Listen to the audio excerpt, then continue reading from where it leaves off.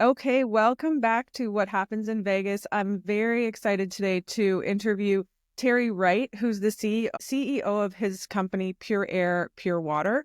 And he's actually helped me with my home, and we're actually in the progress, but I had learned so much. I had learned a little bit about building biology, but talking to you, it was like a whole new world. So thank you so much for being here. We're so excited to learn more. My pleasure to be here. Yeah, so how did you get into all of this and get so passionate about, getting people their healthy home? Yeah, I've always had a strong interest in science and health and wellness. And I figured if I'm going to do something for the rest of my life, I want to do something that I enjoy and that I can not only, help myself and my family, but those around me. Mhm. And 41 years later, it's been a great choice. Yeah. You were like, you know everything about every trade too, because just so people understand, you sent me a kit and we tested like very thoroughly because I've done air tests and even I've done a test on the same house and it said pretty much it's clean, right? So you sent a test where I did collections. I had to measure particulate matter in each room. We tested the water and you test more toxins than, a regular water test. So first, can we talk about how you came up with that kit? Because it's really great that you can ship it out. We can ship it back. It was pretty efficient. So we can start with that and then go into maybe some of the stuff we found and some of the stuff you said to me that really like were aha moments, and then go into how to fix it and everything. So yeah, your test kit. Absolutely. So over the years, there's a lot of different both do-it-yourself type test systems. The little Petri dishes that you can use are calling a traditional mold inspector. They'll use a mold cassette about the size of a golf ball. It connects to an air pump, and usually they will check a room or two, especially if there's nothing that's obvious and blatant, not mold sitting on a wall someplace. And then they check an outside control sample, and then you compare them. And at least that's the theory behind it. I'm not a big fan of it because the sampling that you're doing in the traditional mold spore test is only looking for larger mold spores, things you can physically see. The vast majority of the mold that we find are either in the form of mycotoxins, mold chemicals, or very, very small mold spores, and you can't see them. So now the test report says nothing detected, and yet you still know that you're sick and tired of being sick and tired. And so we knew that we had to identify all types of molds. Even if the mold is actively growing, it's in the form of a chemical. So if you're doing a test, you're not going to find that. We also knew that if there were other contaminants in the air, they could actually crowd the mold out so that you didn't find the mold. And because you didn't test for the other contaminants, you didn't find a problem. So you're not going to find something that you're not looking for.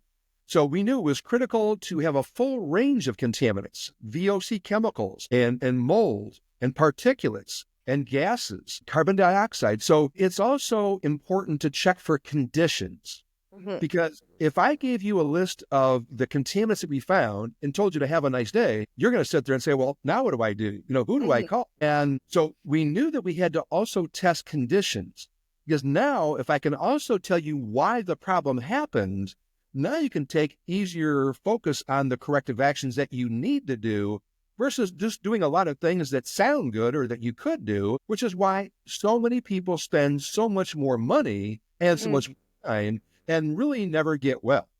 And so it's critical, and that's why we put that test system together, and it's extremely successful. There's a secondary reason that we did that. For years early on in my career, I would actually go into homes and analyze for these contaminants. Unfortunately, I wouldn't find out how bad the homes were until a week or so later after I've already been exposed. So the virtual remote testing process lets us serve a lot more people more time efficiently and gives them the answers that they need to know without putting myself or my team in harm's way. So it's a really great process. Yeah.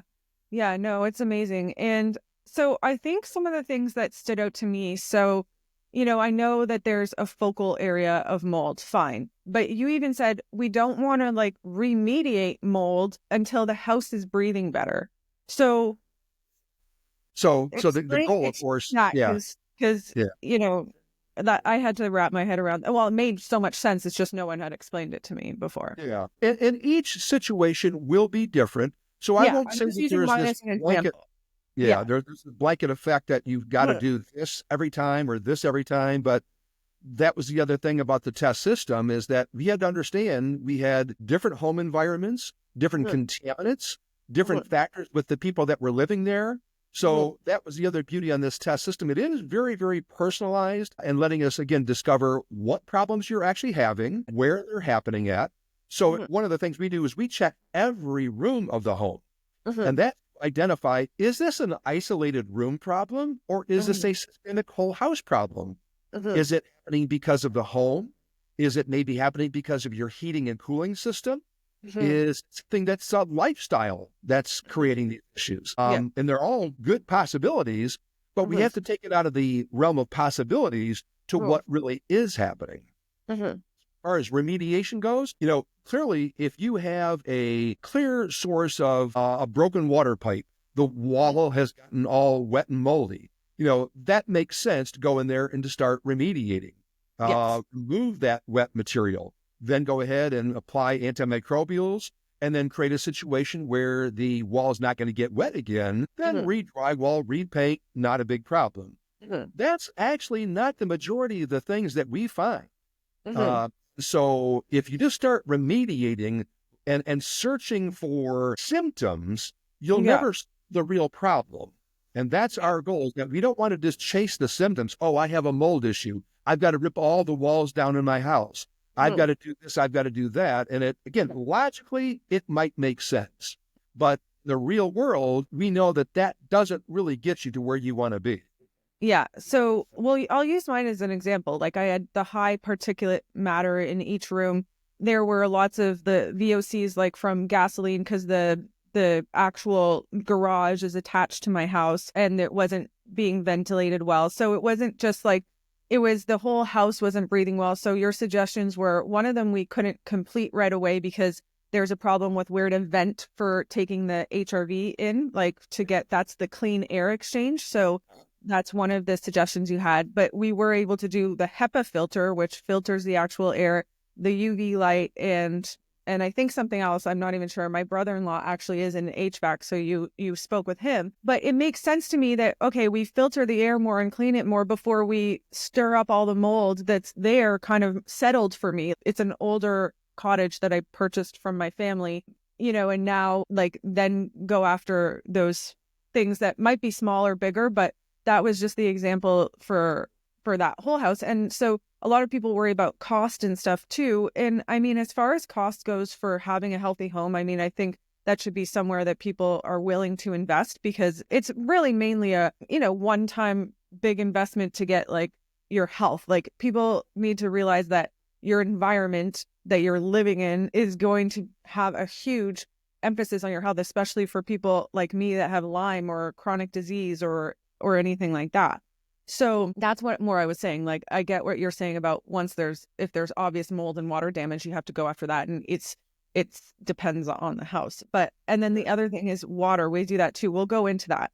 But as far as air, okay, so now you did the air testing, but then we also did the hurts me testing, the dust testing. And then that even kind of matched what was in the air. And I've seen, I hate when there's discrepancies and things don't really make sense. And you're like, well, how is that one saying that? So I thought that was really, really powerful about your test as well. Sure. So I guess, we're talking a little bit about mold spores, but then you mentioned how these other chemicals can, overtake, and then you don't catch those in there. So can we talk about other chemicals that are affecting people in their homes? Yeah, and absolutely. even small decisions that they can make to change it until they can actually test their home? Sure. Well, one of the issues that we find to be very, very common is that everyone thinks an air quality problem is a mold problem. And it could be, but it doesn't mean that it's necessarily, the actual driving problem. And it's another reason why we test for as many contaminants as we do. We're really looking for over 500 different types of contaminants and the conditions that allow them to happen. So let's think about air. Air is a lot like water. It can only hold so much. So if I gave you a glass of perfectly pure water and I told you to put a teaspoon of salt in there, stir it up, it dissolves quite easily. If I told you to put 272 teaspoons of salt into that water, somewhere between 1 and 272, that glass of water is going to get saturated. And no matter how hard we try, we can't put anything else back into that water. Well, air does the same thing.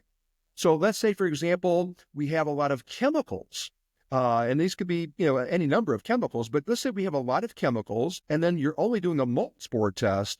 It's possible that chemicals and other particulates can actually saturate the air so that the mold doesn't get found as easily as you might think. And the other thing is that very often a doc may run a urine analysis, a blood test, and they find mold.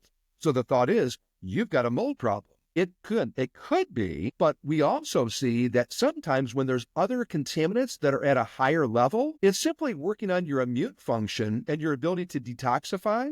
So mold for that person just might not be easy to detoxify, but the real driving problem is something else that's, again, crowding their own and impacting their own immune system. So we knew that we had to test for this full battery of contaminants so that it wasn't so that we found something, it's so that we didn't miss something. You talk about cost. The majority of our clients come to us after they've tried things for years, sometimes a decade or more, and have spent just unbelievable amounts of money and still didn't find the problem. They're still no better off today than they were 10 years ago. And it breaks your heart because you know it didn't have to be that way. And so we knew that, again, you had to test for this full battery of contaminants. We knew that you had to check every room. And we knew that you also had to check for the conditions that were allowing these problems to happen if you wanted to actually solve the issue versus just masking the symptoms. I call it kind of functional medicine, but for your home. Yeah, it is. Like we test for all sorts of contaminants at once too, so that we don't hyper focus on one thing. And then we also know that things aren't always coming out in the urine that actually should be. It's better you're peeing them out than they're getting stuck in the cells, right? So that's why even for some tests, you have to provoke things to come out if you really want to see if certain things are there, because the body will push it into different tissues because our body will do whatever to keep us alive or if our kidneys are overloaded. So yeah, it's not a perfect test. And I think, and even just a half-hour exposure a week somewhere else to molds can show up as more of a problem than deeper issues. So we're trying to learn more and more about those little intricacies, and that comes more with experience. And I've been through the ringer myself with my health, so starting to see things really that push the needle. And I'm really, a lot of people don't have like the ability to kind of gauge that, oh, okay, I feel better here. And then when I went there, I felt better. So we try to get people to have more like introspection without making them hyper focused too much. But like, if you go and stay somewhere for a week and a half, do you feel better? Like, those kind of little things. So we had one kid who, was having seizures, but then he goes to his grandmother's house and he has less seizures in the night. We found out he had a smart meter room for this whole townhouse complex right at the other side of his head, right? So you're fixing, like, in so much detail, the air and the water. We know that there's an EMF component. So there's so much that comes together that affects people's health. But what do you find are the things that are missed the most? So we talked about the air. You found lots of gasoline in mine. We did a vent to suck the air out. We're going to try to seal off the garage. But anyone whose garage is attached to their house should, think about doing these kind of tests. Or and then even the way people's health responds. So we had people who 3 kids are sick and the mom, but the dad's fine. So they think that that's crazy. And that's just differences in people's immune system, right? So how can we speak to those people that aren't believing that their environment can affect people differently? Like, how do we speak to them? Because you're in this position where, you've been doing this for 40 years. So So part of the issue is that if you don't see it, sometimes somebody just doesn't think that it's there. yes. And for the majority of our testing, we find better than 90% of the contaminants are not ones that you can see or even smell sometimes. Exactly. The other issue is that when you bring a lot of these contaminants in, most of them are very, very small. They're ultrafine. So when you breathe them in, most people would associate an air quality problem with a respiratory problem. Yeah. And so when they don't have a breathing issue, when they're not coughing and sneezing, they think, oh, I'm probably okay. Well, what actually happens is that when you breathe those contaminants in, they do go into the lungs, but then they go through the lungs into the bloodstream, and now they can go anywhere they can get to. So if you have somebody that they're passing the blood-brain barrier, very easy to have neurological problems. And that could be something as simple as, I can't fall asleep. I can't stay asleep. I have Mm-hmm. brain fog during the day. Mm-hmm. Somebody else is having systemic inflammation and pain. Yeah. Somebody else is having cardiovascular problems, and they're Mm-hmm. all driven by the same contaminants, but because the pathway of which they're going and where they tend to stay, that's why you'll have so many different symptoms from person to person. Yeah. So it's and even we talked about this before. So if somebody's in a bad house, then they test, they correct those things, and they move to another house and they're feeling bad again. And the first thought is, because the brain is kind of on hyperdrive again, they're thinking Mm-hmm. maybe this is a bad house too. Mm-hmm. Well, there's a process, and I've kind of coined it environmental PTSD, because in essence, that's really what it is. The Yeah. brain is been almost trained to be Overreact. in that environment and then respond to that environment. And it's Mm-hmm. thinking, oh no, what if it wasn't cleaned up? What if it wasn't cleaned up good enough? What if it Mm-hmm. wasn't good enough for me?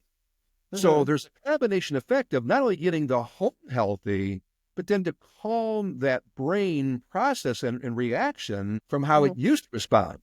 So the other beauty on the testing process is it identifies, is there really a problem in the home, or is it the reactive response for the person that's living there? Yeah. And again, if you only test for a few things and you don't find those driving problems again, you don't know, is it the patient? Is it the home? So that's Mm-hmm. another reason why we knew it had to be a comprehensive testing process. Yeah, the cells become primed. The immune system becomes overreactive even to small things, right? So that's why working with someone like you and with someone working on the person, even mentally, like, the whole like fear-based thing. And that's why, even when I spoke to you, because people get scared when we're going over their results, and then I'm like, oh my gosh, these are terrible. And I'm like, okay, but I'm already living in this. I was already healing, even though I can't, but I'm hitting these roadblocks, and I already knew we just bought this place in June. We already knew this isn't where I was living. So I knew the more time I spent here, I was never going to leave it. I knew it needed renovated and all of that. But this might be something new for people listening, and they've tried everything and they're not getting better. And so definitely they should look into their home. Now, the water, I was on a well and we ended up having E. coli in our water, right? Which, was something easier to get rid of. And we have to even fine tune it more with you. But can we talk about water and, why people shouldn't be drinking tap water and, those, even the basics, and then go into more of what you're finding in people's waters? Yeah. So you can imagine, so 41 plus years I've been doing this, Yeah. and we analyze hundreds of thousands of water samplings, whether it be, private wells, community wells, city water supplies. And I Well, can tell you that I have not found things getting better over time. I find them getting worse, mhm. either the same contaminants at higher concentrations or newer ones that no one would ever even imagine that they could even be in water. And so same thing, we knew we had to do very comprehensive testing on the water. So we're looking at things like microbiological bacteria. You can't see it, you can't smell it, you can't taste it. You don't test for it, you don't know that it's there. We look at heavy metals, lead, copper, mercury. We look at chemicals. So that could be anything from pesticides, herbicides, petroleum byproducts. And some might ask, well, how often do you find it? And unfortunately, more often we find it than we don't. Mhm. And these chemicals, once again, you can't see them, smell them, and taste them most of the time. And Mhm. so if you're basing the water on, oh, it looks good, it tastes good, it smells good, that doesn't mean that it tests good. And the No. test is the process that allows us to identify, are you in harm's way or are you not? And you think about the two things that are so synonymous with good health and staying alive is the air you breathe and the water that you drink and cook with and shower and bathe, because the drinking of the water is one pathway, Yeah. but even taking a shower, you're breathing these chemical fumes in, Yeah. your skin is absorbing them. Mhm. And again, if you don't know that the danger's there, you're not going to take corrective action. So testing, yes, there's a cost, but there's Yeah. a cost not doing it. Of course, even breathing in simple things like the chlorine that they treated in affects the microbiome in your lungs. Like these are things that like weigh on our health little by little until it turns into a chronic disease for some people, or acute, or cancer, or whatever it is. So what are some of these toxins that you've been seeing lately that you never saw before? Can you think off the top of your head about any of those kind of, Yeah, yeah. absolutely. Everyone knows on city water, the cities will add chlorine, mainly because they are federally driven to attempt to control microbiological growth. And chlorine has been around for so long. Yes, it is an oxidizer. Yes, it can kill bacteria, but it does need the right concentration and it also needs the right amount of contact time. Those are the things that they can't control. Because even if the city adds the chlorine at the treatment plant, that concentration, because it's going to come across contaminants throughout the pipelines, the last person on the line or somewhere midway in that piping distribution, you're not going to have the same level of chlorine. The other issue is chlorine is a very slow oxidizer. So as we analyze these water supplies, we're finding there's more chemical byproducts from the chlorine being added to the water than the chlorine itself. Now, a lot of these byproducts are starting to be tested for and identified, and the threat is being very, very clearly known now. Mhm. So the federal government said, you've got to attempt to do something to correct this. And so what a lot of the municipalities have found is that if they bubble ammonia into the water, you'll reduce these regulated chemicals. And so Mhm. there's no fines now. Unfortunately, the chemical reaction from the chlorine and the ammonia creates a whole nother list of chemicals that were never in the water supply before. You can Oh, pretty much look under your kitchen cupboard and look at all of your cleaning compounds, and it quite clearly tells you don't mix chlorine and ammonia because you're going to create a whole nother group of chemical compounds, which are wow. more harmful than the original problem. Mhm. So that's a big problem. And a lot of people will say get a charcoal filter or a carbon-based filter. And unfortunately, the carbon can absorb the taste and the odor of the chlorine or maybe the ammonia, but it's not really removing the actual chemical or contaminant. Mhm. Not because maybe it's a bad product or was a bad company, but the contaminant concentrations and the wide and varied combination of contaminants is becoming so powerful that a lot of these filters that used to do an okay job, they can't Mhm. handle that toxin load anymore. Mhm. Uh, and so that's a real big problem today. Mhm. I'll share this with you too. So if we have these type of contaminants, like or even heavy metals, and people say, I'm going to boil my water. Mm. Well, if you boil the water for hot enough and for long enough, you will kill many strains of bacteria. Mhm. So take that at face value right now. So now Mhm. I get 2 glasses of water. One has dead bugs, one has no bugs. Mhm. So that's why the way in which you treat the water is quite important as well. Because if you only kill the bugs, there's still dead organisms there. And I Mhm. find both in water and air, and this is mold true, that if you are subjecting somebody to dead mold, very often they're just as problematic as if they had live mold. So Yeah. I like utilizing or implementing technologies that destroy the mold on a molecular basis or create conditions that do not make it favorable for mold to be there in the first place. Mhm. So water side of things, you can't just go by look, smell, and taste anymore, unfortunately. Mhm. And if you are going to treat the water, that's the other thing. When we do the testing, not only do Mhm. we tell you about the contaminants, not only do we tell you why they're probably there, but we Mhm. can give you good guidance as to what type of processes that you should use for the proper corrective action. Mhm. I've designed and engineered air and water technologies for, again, better than 4 decades. So if Mhm. you're saying, hey, Terry, I talked to these water companies or I talked to these air companies and this is what they've suggested. Well, the nice thing is we can give you clarity as to what processes really would work in the real world versus Mhm. what happens in controlled laboratory environments. So Yeah. it's more than just a test, and it's more than just a report in the process that we do. Yeah. And, a lot of people, this fertility problem that's happening with a lot of people that are infertile, like if you're drinking things like chemicals and pesticides, they're showing that's one of the biggest interruptions in the process of getting and staying pregnant, right? So that's starting Yeah. to become more and more clear as Well, well. the brain and the body both recognize this is not a healthy, environment to have a child, Mhm. to be born. And so it doesn't make it a conducive environment to let the pregnancy occur. So Yeah. there's so many far reaching benefits Mhm. besides just having a water or air that appears to be good. Yeah. It is drastically health driven in today's world more than ever. Mhm.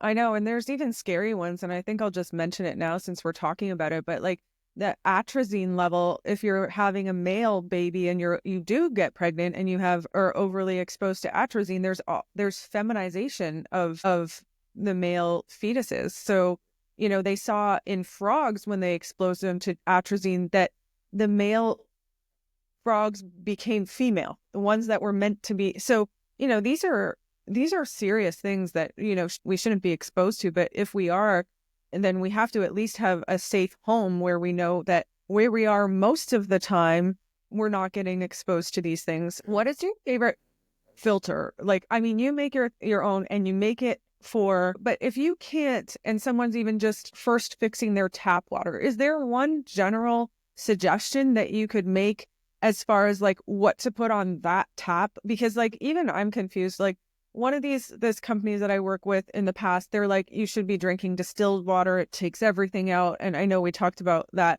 Then there's like reverse osmosis, but then we remineralize and we structure. And then so is there just a general thing like, do you have one that you've created that if someone just can't, they can only start there with what they're drinking out of the tap? Is there a suggestion that you could make there? Sure. So very often we are providing somebody some guidance as to what they may do if they have they've talked to some companies, they've got some ideas. We'll definitely give them that guidance because after, again, 40 years of doing this all over the world, so this is not just U.S.-based contaminants. We've identified what's going on all over the world. So a couple things, just in case there's any questions from your audience. So this testing process we knew we had to do it to help somebody find the problems. You can't fix a problem unless you know what the problem is. So there is no generic filter process that will meet everybody's needs. Second situation is, as we do the analysis, we put the testing process together. Now, we utilize a variety of independent, third-party, certified, nationally accredited laboratories because I want to comfortably be able to guide somebody to help them fix a problem, not just find the problem. By utilizing, again, these third-party validated laboratories that are actually doing the analysis, there's not a conflict from me being able to help them find the problem and also help them to fix the problem.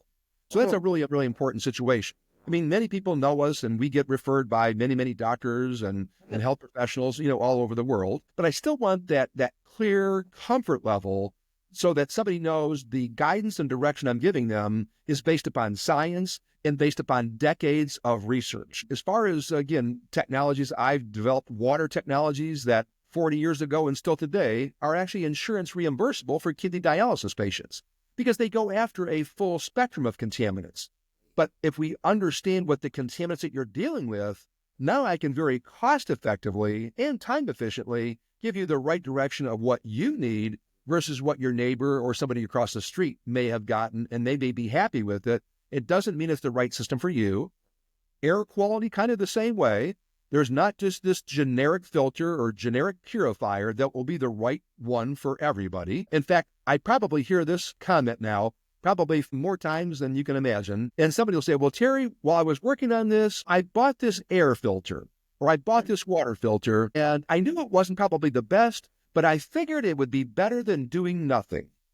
Well, the problem is, let's talk about an air situation. If we have a microbiological problem, bacteria or mold, and you get a filter that can really do a good job capturing those particulates, the problem is the majority of these systems do not have the ability to stop this biological growth from occurring either in the filter, on the filter, and then again, nothing to stop it from leaving the filter back into your air again. And so that would be a good situation where it's actually possible by using the wrong filter, you can be creating a situation that is worse than doing nothing. So that's why we get very clear and very precise as to what are the contaminants, what are the conditions, so that when we give you that guidance and advice, again, you know that you're moving forward, not taking one step forward and 3 steps back. That's what costs you time and money, and most people can't afford either one of those. So there's not even for water something that's better than drinking your tap water? Again, if somebody said, I don't like the smell or taste of chlorine, you can go out and buy just about any charcoal or carbon filter and the water will look, smell, and taste better. The problem is that charcoal too, if you look at really the majority of your filters out there, they'll actually have a microbiological disclaimer that will state if you either do have bacteria in the water or even the potential of bacteria, they want you to disinfect the water both before their system and after. Before, because the system doesn't have the ability to remove the bacteria, and after, because many of these processes will actually grow bacteria.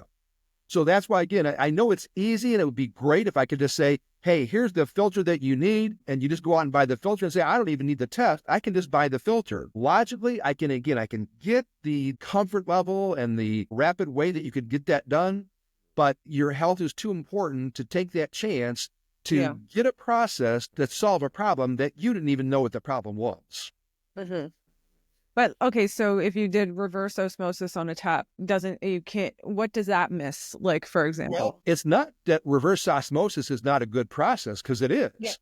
The tricky part is, reverse osmosis is a technology process name or category of a filtering system. It doesn't mean that it's going to actually do what you think it's going to do, or even what the brochure says it can do. In the water industry, one of the things that, made me very sad early on, which is why I went a different direction as far as treatment goes, but a lot of these products will say, okay, here's the different things that we can do. Here's the different things that we can remove, or here's the different percentages that we can reduce those contaminants by.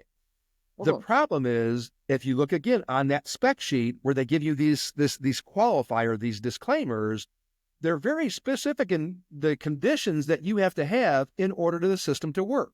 For example, buy any reverse osmosis on the planet today, and it'll give you a list of all the things it says it can do.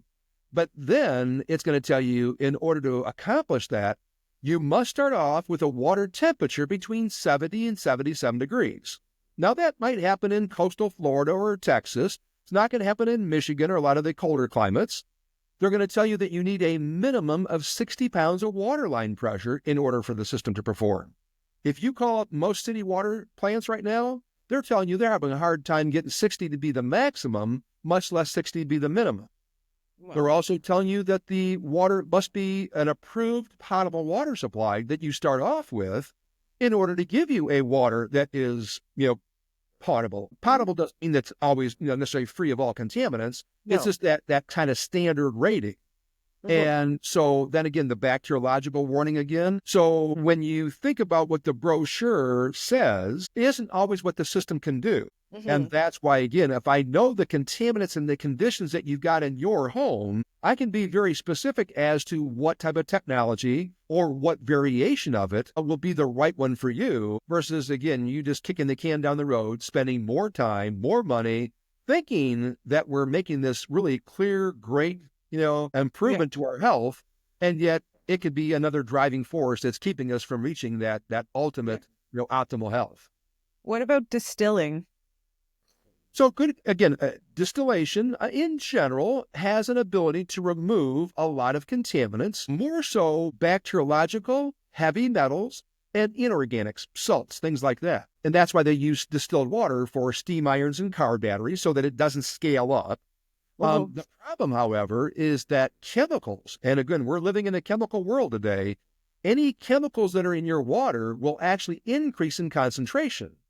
The reason a distiller will reduce your minerals and salts and metals is because the water will actually evaporate away and distill, leaving the minerals and salts and metals in a chamber that you've got to clean out occasionally. Your chemicals actually have a lower boiling point than water. So the chemicals will actually distill before the water even does. They end up in the finished product area. And from a chemical standpoint, you can actually have a chemical level that's higher than what you started off with, even though it has these other things reduced. So that's why I say it's not always that this clear-cut decision that, a distiller is what I need, or reverse osmosis is what I need, or a water softener. They may, but we take it out of the, again, equation of it may be the right thing. As we test, now I can clearly tell you this is specifically what you need. And not even always necessarily brands. I just want to give you the questions that you need to be asking anybody that you're buying a system from. Can it do this? Is this going to be an issue? In fact, for years, you couldn't get a distilling company to admit that the chemicals were actually in higher concentration. But today, the testing ability clearly shows that was what was going on. So one of the steps that a lot of your distilling companies now have done is they've added what's called a pre-venting chamber. So while the water's getting ready to boil and distill, there's this valve that kind of opens up and lets the chemicals vent into the air rather than venting into the next finished water product area that you're going to drink. So now we know that has been happening. So now you're not going to be drinking those chemicals, but if you're venting them into the air, now it's impacting the air you're breathing. Yeah. So, and I'm not saying that this is a problem with every product out there, but if you don't recognize these potentials, once again, are you really doing the things that are necessary and needed for your health? Yeah. Or are you staying busy trying things without the knowledge that it really is going to be the right thing for you? The other thing, okay, so then if you distilled and then they have like a little carbon filter, does that get the chemicals out? It'll certainly help, but the two things we have to factor in are the charcoal or the carbon that you're using. What type is it? I can burn the tires on my car and I can make charcoal and carbon. A very high percentage of carbon today is coming in from China. With not a lot of regulatory agencies checking that there. And then as we come into the States, how well regulated is that again? So depending upon what the charcoal or the carbon is made of, you can actually release certain things back into the water. The other issue is that charcoal is not this infinite amount of contaminant capturing. It has a life to it. And that life is based upon the types of contaminants and their concentrations. So if you basically exhaust the capacity of the carbon and the charcoal, not only can you release the things back into the water that, now have a higher concentration, but the things that the carbon and the charcoal have captured can also be re-released. So you don't want to look at a filter process just based upon a generic time. Most of the air processes that we do or water quality technologies, I like them to have a means of being able to know what really is that capacity so that you're not going past it. Carbon can continue to make the water look, smell, and taste better, even when the contaminant levels are going on in an increased level. So it's not just this generic cookie cutter approach, which I wish it was. It'd make my job a whole lot easier because I could give these blanket statements for everybody. 41 plus years doing this all over the world has clearly told me that just doesn't happen. Yeah. Some people are terrified of distilled water. I'd say especially scientists because they use it as drivers for all their chemical reactions. But can we, if it is clean, it's not dangerous to drink water that doesn't have minerals if we're eating a normal diet. I mean, we could remineralize, but as far as people being scared of their water not having minerals, is there a benefit to having, if you really could get the contaminants out and the chemicals out from distilling and then you have a good charcoal filter, could that have a benefit to your health? Then we go to having to understand the patient. So the biochemistry of that water is that, let's say everything's perfect in a lab condition. Just bringing in more water just in general is going to be a great thing. If we can reduce the contaminant level, that's a great situation. So think about water. When you're drinking bad water, that's a step backwards in health. When you begin to drink better water, when I say better water, I mean water that doesn't have those contaminants in it, that's a step forward. Now, there is another step that somebody can do that can actually go back and help to correct previous problems, and that would be when you can infuse molecular hydrogen into the water. Molecular hydrogen being one of the strongest antioxidants known, and it's a very, very small size, so it can kind of get to many, many different tissues and cells around the body. So that's why I say once we understand both the water or the air, and then we kind of dive into the client, the patient, to understand, what are you trying to accomplish? Are you trying to proactively to stay ahead of the game? Or have you been suffering with a lot of either neurological or physiological problems? The pathway of which you take to move somebody forward is based upon their past journey as well. So we kind of look at all of those things, and we can also guide their own health professional as to what we're seeing and how that may have been impacting that patient. So, very often a patient will find a new doctor, and the doctor implements their protocols in these various health modalities, and yet the patient's not getting better. So the doctor's frustrated, the patient's frustrated, and it's not that the doctor did not have a good modality or a good health protocol. the patient very often is simply going home to a sick house or breathing bad air, drinking bad water. And so it's really a combination of understanding their environmental risks and their past journey and what type of journey is it going to take to get them to where they want to be. Yeah, no, for sure. I mean, it can be complex. Some people, I mean, there's been anecdotal, stories that we have of people drinking distilled water and getting rid of like the last part of their sickness, and then there's other people detoxing from it, because if there's the actual thought of the pure water coming in and the way that osmosis works and pushing solutes out, and like you can detox your cells, right? Sure. So everything should be done slowly and control. Anyways, I'm still trying to figure out in my head water, and trying to also not like scare people into thinking like they're dehydrated instead of, drinking Right. a healthy amount of water. Even, and there's the whole thing, all disease begins in the gut, or we focus a lot on the gut. And I think what we're finding is, all of these exposures that we have, especially even these pesticides and stuff, can have the biggest impact on our health, because it kills our good bacteria instead of our bad bacteria. And what people don't understand about our gut, our liver can detox a certain amount of things, right? It can't detox everything. Our kidneys can detox a certain amount of things and break down these chemicals and make them into not as harmful chemicals as our body, but so can our good microbiome. So if we're killing our good bugs that can take heavy metal, metabolize it and make it less of a problem, take some of these chemicals that were called forever chemicals. I think for every forever chemical, there is a bug, if we had a robust gut, that could help us detox it. So, that's why we can survive and we don't have to be scared of every single chemical if we were only depending on our own liver and kidney, because we need this robust gut to protect us. That's why we see magical changes with things like fecal transplants and all of that. So even when you're changing your water to not have, and you're eating cleaner, that you're lowering your exposure to these chemicals that shouldn't even be in our food, right? Like these herbicides and pesticides.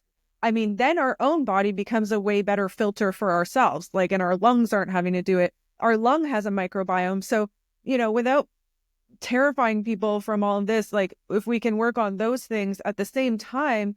And honestly, that's what I starting to get into through my own struggles, is I'm seeing, okay, when these specific microbes are low, we're seeing these similar symptom patterns. We're replenishing them, and that's only in the short term. We're trying to recolonize by giving prebiotics. We're trying to give spore-based probiotics. We're trying to do all these different things just to help people as they get stronger. And we're seeing like symptoms subside, and even in myself. So like, we can do that kind of stuff as we're trying to figure out your home and, all of that kind of fun stuff. And even like, certain binders and good charcoal. I know we had a small thing where, okay, if you're in mold, and there's these grandiose claims that you shouldn't do this, but there's no real 100% rule, because just like what you're saying with what you see with the home, we see with people living in the home, okay, this binder, they were able to handle it, started to help them. But this one, maybe not, or maybe that pushed detox too much. So you're always having to work. If you can find someone that can work with you with your house and work with you with your health, that are really like interested and experienced in trying to like figure out what the real right answer is for you, that's when we're going to see the best results. Sure. So, but yeah, and yeah, it's kind of what we've done for, again, so long. My background is both with the patient, the clients, and also the home situation as well. I've worked, a lot of brain-based therapies with individuals, because very often the body physiologically is being impacted, but very often the brain is that driving force. The brain knows when you're in danger. You've heard that term before, sleeping with one eye open. And It's kind of like when people are not sleeping well, they think it's a sleep problem. And very often I see it's an environmental problem, or the body's recognizing that it's being attacked too much, or it's not bringing in enough of the right stuff to allow that calming effect start to take place. Exactly. So, sorry. yeah. No, And go then on. the other scenario is that, I've got a lot of, environmental background, but also a background in, as a licensed builder, mechanical contractor, HVAC specialist. So literally for that 41 plus years, I've had the experience on the individual, the environmental side of it, and the home side of it, so that when they come to us, we know what their doctor is talking about. we can give the kind of guidance that their doctor or their health professional is looking for, not just saying, hey, you need an air filter, you need a water purifier. Yeah. They're great things. And I'm a Yeah. big fan of source elimination. If somebody Yeah. calls me up and says, hey, Terry, I have a skunk in the house, I need a good air purifier, my Mhm. comeback to them would be, no, we need to get a good pest control guy there and get the skunk out Yeah. of the house. Uh-huh. And that's true of all the toxins, is that if we can reduce them or remove them, that's the best situation. Uh-huh. Then we go ahead and tailor, their process and for the home to, again, minimize that, improve their health from an aspect of let the body do what it's designed to do. It's amazing, but Why not? it's only going to be able to be amazing when you're giving it the right things it needs and taking it away from the things that are attacking it and putting it under threat all the time. Mm-hmm. I was going to comment, sorry for interrupting you, because the sleeping with one eye open, that's on the like hypervigilance that comes when your body doesn't feel safe, right?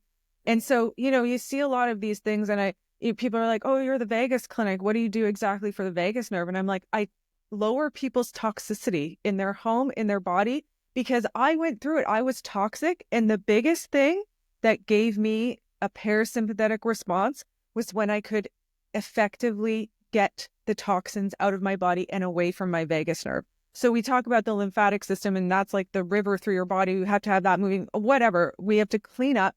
But the biggest thing that is going to take away and give you a good night's sleep is lowering the toxicity that is creating the response, be it from your home, what's stuck in your body and hasn't been able to get out, or the body is keeping it locked away, and it comes out in layers as well. So, there's a detox effect sometimes, even if you clean someone's home and their body is starting to be able to get rid of what's inside of them that's been stuck because they don't have that constant bombardment from their environment. Then there's also a detox phase of that we have to sometimes catch and clean up. And I've seen it in, we send people for, live blood cells. So you see their cells when they're detoxing, and then they're like, look at all that's out there. Now let's clean it up. And then you feel better and we try to get them to see, because it's easier for people. But there is a detox response sometimes when, be it just a few days, when the body like releases a bit more, and you have to be there to catch it and help support those organs of elimination, because, and then people get to another layer of healing. That's what we see, right? Everything clears through our body in layers. It's smart, like you said, so it's not going to dump every single thing and leave you, in worse off than you are. But that's that whole, I just wanted to bring that up because I see people, oh, you're just gonna, talk about it and breathe through it. Like, it's like, you have to do those things too, maybe, but Right. not maybe, for sure. But, and there's a time and a place for everything, but definitely your environment has to be safe. Yeah. Yeah, there's And a healing time for the home, and there's a healing time for the individual. And very often somebody will say, Terry, I've worked on this for a year. I've worked on it for 5 years and 10 years. And once again, if they're going home to a sick house, the healing time really hasn't begun because they're still going into that threatening environment. And as far as the brain's concerned, there is a kind of an energy management process. If the brain feels that it is in danger, it's going to focus on staying alive more than it's going to be focusing on staying healthy. And unfortunately, what does it have to give up to have that greater time for working on keeping you alive? It might start reducing your ability to detoxify. It might start reducing the ability to properly digest foods. Now, you're still eating. Those foods are getting down to the gut. The digestion process is not occurring correctly. And so now we have these undigested food proteins breaking through the gut wall, leaky gut syndrome. And now the body's saying, another toxin, another threat. And the brain keeps on just going and going. And like you said, with the vagus process, you've got to get that calmed down. And it's a combination, you can do things to calm it down, but you also need to remove the threats.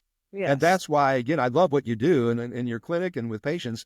Again, you understand that combination approach, that it's not just one or the other. It really is that combination that gets somebody closer to where they want to be, and then eventually to where they want to be, because again, you addressed both sides of the coin.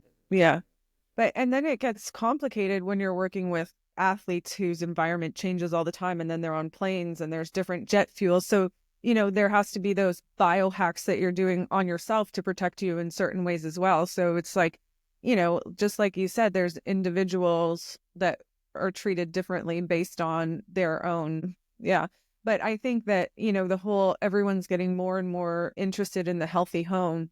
And, that's not just even air and water. That's like materials you sleep on and the energy that gives off. I mean, we could go down the rabbit hole, but one thing that also adds to people's VOCs in their house, which are the volatile organic compounds, are, products they have in their house, right? So people might have paint cans used, like, or whatever, it's in the basement or the garage is attached, or so, there's little things that you can do cleaning up the chemicals. You have acetone that people just have in their thing for cleaning their nails, like all of that kind of stuff you address too when you're talking to people about the.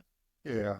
It's one of the beauties on the test system is that it just doesn't tell you about contaminants in general. It gets very specific. And so you might be storing some paint cans from a large painting job you did 3 years ago, and you think, oh, it's down in the basement. Oh, it's out in the garage. And you think if that's not going to impact me at all. We know that VOC chemicals do not like to remain where you've positioned them.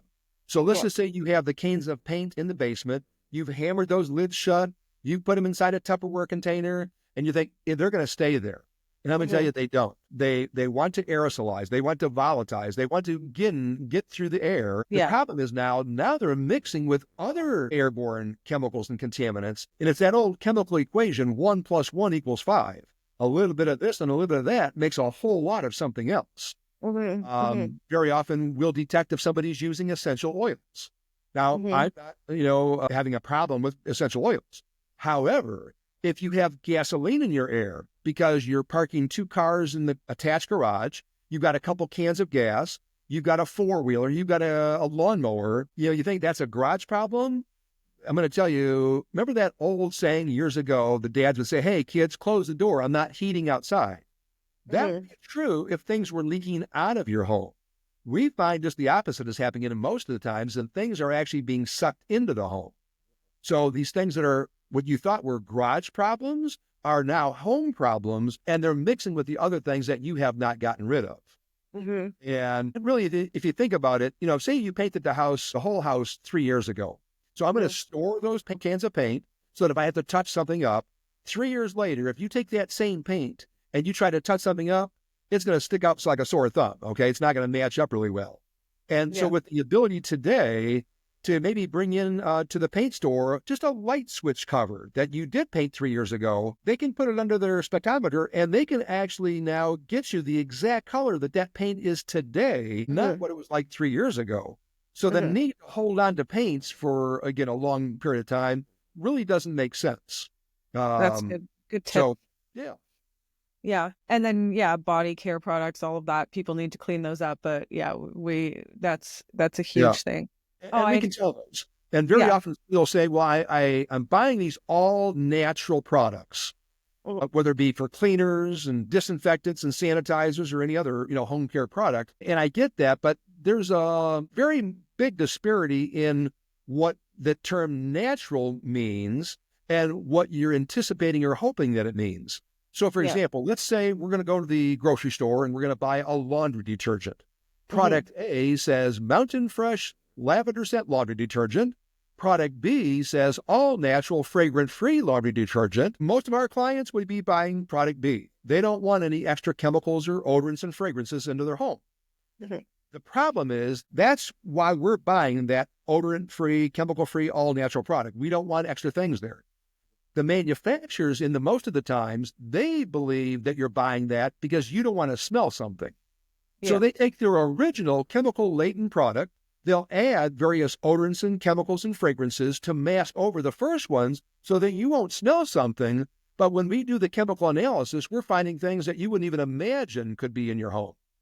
So it's not that they're breaking any laws. They're not trying to do a bad job. They just don't know what you really are looking for.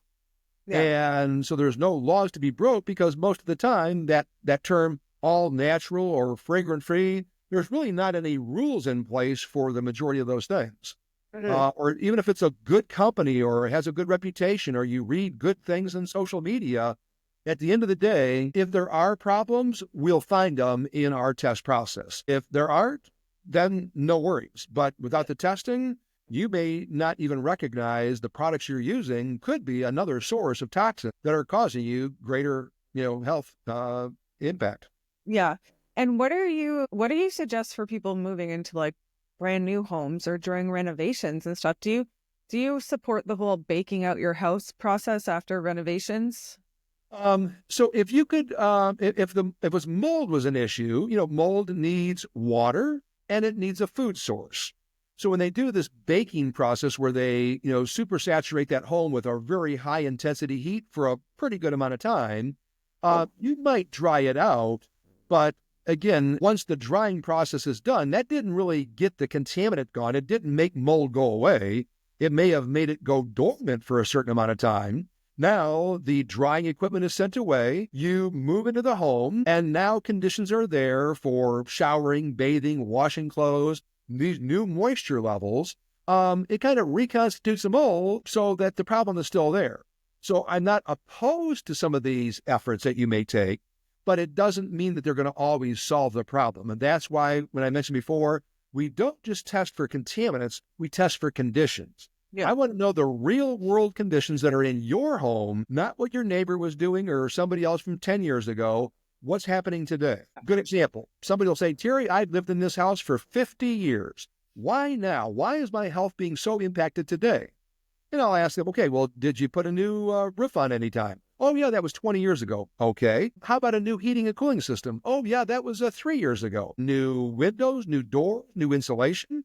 All Really? great things to do. But when I come back to that client and patient and tell them is, you've lived at the same address for 50 years, not the same home, because every time you do things like that, you're changing the breathable dynamics of that home and the level of toxicity that's there. And if the things that you've been doing are around energy efficiency, I applaud your attempt to have lower heating and cooling cost. But when you button a home up so tight, the things that are in there that might have not been a problem before can be a big problem today. Hmm. I mean, who would ever think that just the moisture and humidity from showering and bathing and washing clothes could be enough to cause a mold problem? Under good conditions, normal conditions, if your home is breathing and ventilating properly, it wouldn't. But unfortunately, that's not what's really happening in today's world. So that's, Yeah. again, why we check all of those things so that we're not guessing with your health or your money or your time, but we're getting very, very clear as to, again, specifically what's happening in your home. What do you need to change? What do you need to do different? Yeah. So, Yeah, no, that's great. But just to clarify for the baking out, I was talking about so someone got a new kitchen and it smells like new, like the VOCs, like baking out to get the chemicals out. Is that? yeah, it doesn't really happen to the degree that you think it does. Now, what will be different is you smell chemicals today because you just did a new remodel. Yeah. And then you do, either blow some fans, you heat something up, you do whatever you think you're going to do. And a week or 10 days later, you say, oh my gosh, it worked. I don't smell them anymore. I'm going to tell you the majority of the time, that's a brain mechanism that's going on. So when your brain recognizes that you've got these toxic chemicals and you're smelling them and you're feeling them, it creates what's called an excitotoxic chemical reaction. The brain's basically on fire. It's highly inflamed. If left long enough like that, it would kill you. But the brain's not going to let that happen. So what it does is it starts shutting down your ability to taste and smell these chemicals. So now you don't notice them. Unfortunately, you're still breathing them in. So once again, that's a good example of, oh, I used to have this problem, but I'm okay today. You may think you are. That was just your brain's way of protecting you, at least for the short term. But the testing will identify, are you really still under threat or not? And so it's a problem that, again, I see very often. I don't smell the chlorine anymore because I ran it through a traditional, just very limited charcoal. No, you don't taste and smell it, but is the chemical actually gone? And same thing on the air side of it. There are processes out there that will create a new aroma. And is the new aroma better? Is it worse? Is it the same? Are the contaminants still there? Really, we learned over decades that, again, without the testing, you'll never know. And the risk factor of not knowing and not being able to take corrective action is way too high. Yes. So everyone out there, you've got to find Terry and do his test on your home. It's worth it. You'll get the information and then you'll get the answers. Well, thank you so much for being here. Like, that was great. I have way more questions, but we are out of time. So I just want to know, how can people get a hold of you? Like, just where can they find you in your company and get your tests in their house and start to learn what's going on? Absolutely. Best, easiest, fastest way, going to Pure Air and then add on the /Vegas Clinic. That is going to give you the opportunity of discovering if you have any issues going on there. There's some extra benefits by going to that particular Vegas Clinic after the pureairpurewater.com. And we'd love to be able to help anybody that we can either provide guidance, do the testing, answer some questions. My goal is, like I said, we know this is just an absolute critical situation on that road to health or recovery to health. And we appreciate your opportunity there, sharing this with your clients and listeners and audience. Yeah. So, I did my testing. We're working through the process, but I'm a very sensitive person, so I can feel differences already and excited to continue to work through and do the big things that we're going to change. But even those changes, they, weren't severely expensive or anything like that. And, I can feel better, and then we'll retest the air, we'll retest the water, and we retested the water already, but we'll retest the air and see just how much better it is. But I can already feel a difference. So, just to lead that for people, because this is stuff I'm doing personally as well. So I'm only suggesting to people what I feel passionate for myself. So thank you so much for all your knowledge and your experience. And I know, just to even give people a little tidbit too, like, you also spoke with the people doing the HVAC, not just for me, but for other people doing, like, so you're really passionate in coaching people along. So we appreciate that in this world, because, it's hard to find people that care so much. So we appreciate you. Thanks so much for being here. And it was amazing. Thank you. My pleasure. Thank you again.